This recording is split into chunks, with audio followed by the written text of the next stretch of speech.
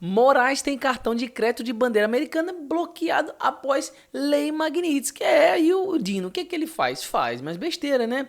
Ele diz, será que é o Supremo que fixa valor de mercado? Não, mas faz muita besteira com uma canetada, isso sem dúvida. Essas e outras notícias nós vamos ver agora, mas antes de tudo, se inscreva no canal, deixe seu like, não se esqueça de postar vídeo aqui todo santo dia para te manter muito bem informado. Vamos lá. O ministro Alexandre de Moraes do STF teve um cartão de bandeira americana bloqueado por ao menos um banco do Brasil desde a imposição de sanções financeiras pelo governo dos Estados Unidos. Em troca, a instituição ofereceu a Moraes um cartão da bandeira brasileira, Elo, para ele fazer pagamentos no país sem as restrições impostas pela gestão Donald Trump. Lembrando, né, pessoal, você deve saber que a Elo é uma bandeira de cartão feita por instituições brasileiras. Não é ruim, né? Assim, tem toda a sua autonomia, porém não é um Visa, não é um Mastercard, não é a mesma coisa, né, que de bandeiras americanas, né?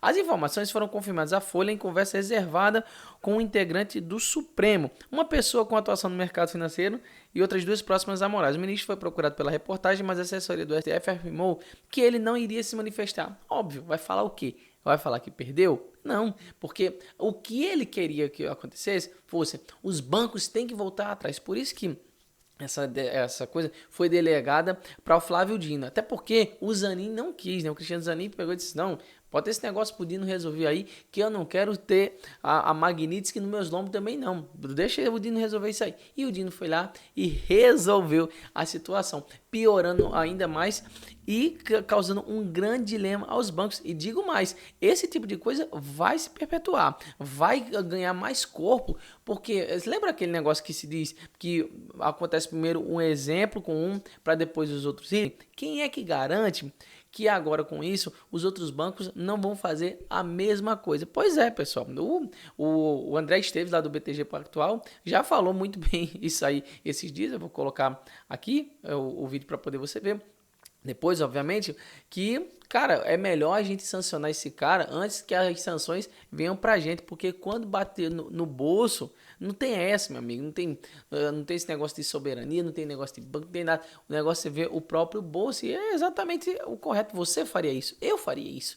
Todo mundo faria isso, porque isso aí é o melhor a se fazer, preservar a si próprio. Isso aí é mais do que óbvio, né? Aí ele vai falar aqui que foram pessoas em conversas reservadas. Isso aqui, como eu disse, esse tipo de jornal, como a Folha, como o Globo, eles são instrumentos dos próprios ministros, muitas vezes, para poder dar recados uns para os outros. Isso aqui, com certeza, é um recado para os outros ministros, assim como foi aquela coluna da Malu Gaspar falando sobre o André Esteves. Isso aqui é um claro recado de que é melhor vocês voltarem atrás com o que vocês estão fazendo e não assentar o Bolsonaro. Aliás, inocentar, não, acabar, né? Por causa que não tem prova contra o Bolsonaro, né? Acabar com esse negócio aí com o Bolsonaro para poder o negócio realmente andar, porque se não andar, vai dar problema para todos nós. E aqui a gente sabe, pelo menos pela lógica, que ali a gente só tem, por mais que o Alexandre de Moraes tenha essa influência dele, ele só é um voto na primeira turma. A gente tem 2 votos com o Flávio Dino. Mas aí a gente vê, o Fux não vai colocar a cabeça na guilhotina, né? Nem a Carmen Lúcia. O que provavelmente está acontecendo é que o Cristiano Zanin também não vai querer se arriscar. Então, 2 votos, não tem como referendar nada e acontece do quê? De dar esse problema aí para eles e ser feito um negócio justo, que é acabar com esse julgamento do Bolsonaro. Ele disse em entrevista à agência Reuters que espera uma mudança de postura do presidente pela via diplomática. Eu já fiz vídeo sobre isso também, vou colocar aqui. Eu fiz isso hoje de manhã. Tá? O bloqueio do cartão da bandeira americana é a medida de maior impacto conhecida até o momento contra o ministro como consequência da inclusão de seu nome na lista de punidos da Lei Magnitsky. A norma impõe sanções financeiras como congelamento de bens e proibição de negócios com cidadãos e empresas americanas. Os estrangeiros acusados de corrupção ou graves violações de direitos humanos, que no caso foi o que o Alexandre de Moraes fez com tantas pessoas ali, incluindo assim o mais fatídico provavelmente de todo esse caso. Além de, claro, teve essa questão com o Constantino, o Alan dos Santos, Paulo Figueiredo, mas a mais fatídica de todas que foi essa trágica situação ali com o Clezão, né? Ao fim de julho, Moraes se tornou a primeira autoridade brasileira a ser alvo da medida. E o secretário de Estado do governo de Trump, Marco Rubio, justificou a ação dizendo haver graves abusos de direitos humanos por parte do ministro do STF, citando detenções preventivas injustas, que foi o que eu falei, silenciamento de críticos políticos e ordens de bloqueios de contas em plataformas digitais. Aí aqui, ó, o bloqueio do cartão de Moraes foi feito antes de o também ministro do STF, Flávio Dino, decidir na segunda-feira em uma ação sobre a tragédia de Marianas, né? Que também eu fiz vídeo também falando sobre isso aqui, mas aqui foi toda essa questão. Mas perceba aqui um problema. O bloqueio do cartão de Moraes foi feito antes dessa decisão do Dino. Antes. Então, quer dizer, posso dizer que vem ainda mais coisas em retaliação a isso aí, viu? Vamos lá. Aí aqui, o próprio Dino, ele vai falar assim, não, será que é o Supremo que fixa valor de mercado? Você vê que esses caras, eles é como se fosse uma criança segurando uma bomba atômica. Parece que eles não têm ideia do poder de destruição que eles têm. Vocês viram no vídeo que eu coloquei ontem que uma simples canetada fez os bancos perderem 42 bilhões de valor de mercado. E ele nega aqui, ele dizendo aqui que não é estudo não. Mas vamos lá. Aí aqui, ó, ironizou nessa quarta a reação do mercado diante da decisão que impediu a validade de leis estrangeiras no Brasil sem o aval da justiça brasileira. Eu proferi uma decisão ontem e antes de ontem que dizem que derrubou os mercados. Dizem não, derrubou, né? Não sabia que eu era tão poderoso. Olha só, isso é ridículo. Isso é ridículo. 42 bilhões de especulação financeira. A sorte é que a velhice ensina a não se impressionar com pouca coisa. Olha só o que esse cara está falando. Você entende a gravidade que tem isso? É claro que uma coisa não tem nada a ver com a outra, afirmou o ministro durante a palestra sobre precedentes trabalhistas no Tribunal Superior do Trabalho. Como é que não tem nada a ver com a outra? A gente viu um presságio disso aí lá no dia 30 de julho, quando foi aplicada a Lei Magnitsky no Alexandre de Moraes. Quando foi aplicado no mesmo dia, aliás, foi numa quinta-feira, né, que antecedeu, né? Quando foi na sexta-feira, caiu drasticamente, parece que foram 2 bilhões de valor de mercado das ações do Banco do Brasil. Por quê? Porque o Alexandre de Moraes provavelmente recebe o seu salário através da conta do Banco do Brasil.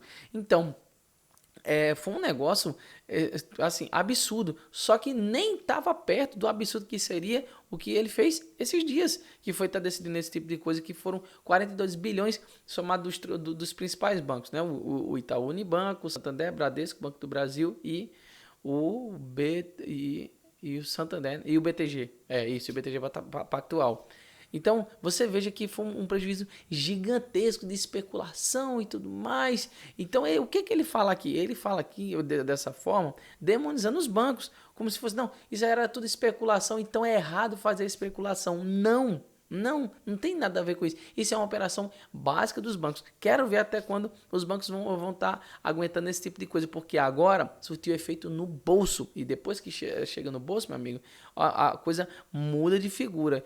Aí, a decisão, de acordo com o Dino, a decisão proferida na segunda-feira é simplória do ponto de vista jurídico e só reafirma conceitos de soberania já consolidados em todo o mundo. Ou seja, depois que aconteceu isso aí, não, só mostra como a gente é soberano, que a gente pode destruir um sistema econômico inteiro, que é realmente, você tem razão, vocês têm esse poder e é o que realmente está acontecendo. O que eu acho? Eu acho que, isso aí é a minha opinião, isso aqui você não precisa concordar com isso, mas o que eu acredito é que esse pessoal está Congresso indo em direção à PL da censura, né? PL das fake news.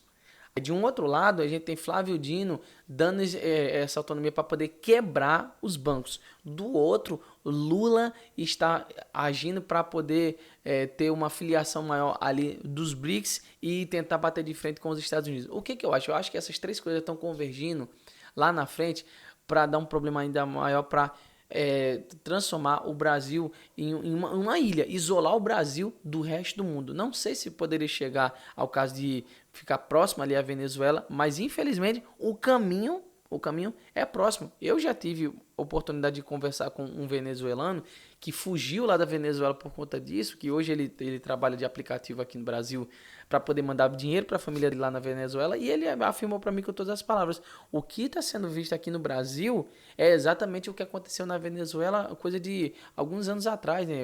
Menos de 10 anos atrás, que começou ali em 2017, né? Quando o executivo, ali na pessoa do Maduro, se juntou com o Supremo dele, né, que é o Supremo Tribunal de Justiça, se eu não me engano, lá, se juntaram, anularam a Câmara e fizeram o que estão fazendo hoje: prender presos políticos, censurar redes, querer bloquear aplicativos, tudo o que está sendo feito no Brasil. Esperamos que isso não aconteça, mas que o caminho que está sendo tomado não é para algo muito diferente, infelizmente.